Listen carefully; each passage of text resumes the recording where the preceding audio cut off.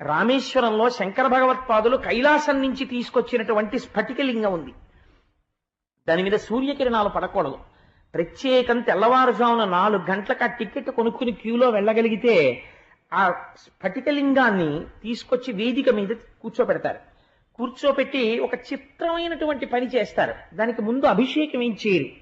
దాని ముందుకి తీసుకెళ్లి ఒక ఎర్రటి పువ్వు ఇలా చూపిస్తారు. చూపిస్తే ఆ శివలింగం అంతా ఎర్రగా అయిపోతుంది. ఒక పసుపు పువ్వు చూపిస్తారు, శివలింగం అంతా పసుపు అయిపోతుంది. ఒక శంఖం పువ్వు తీసుకొస్తారు, నీలంగా అయిపోతుంది. అన్నీ తీసేస్తారు. స్ఫటికలింగం ఒక్కటి తెల్లగా ప్రకాశిస్తుంటుంది. ఇప్పుడు దాని మీద పాలు పోశారనుకోండి తెల్లగా ఉంటుంది, గంధోదకం పోశారనుకోండి పచ్చగా ఉంటుంది. మీరు ఏ రంగు పోస్తే ఆ రంగులో ఉంటుంది, దాని రంగు మాత్రం తెలుపు. దాంట్లో ఉన్న రహస్యం ఏమిటో తెలుసా అండి?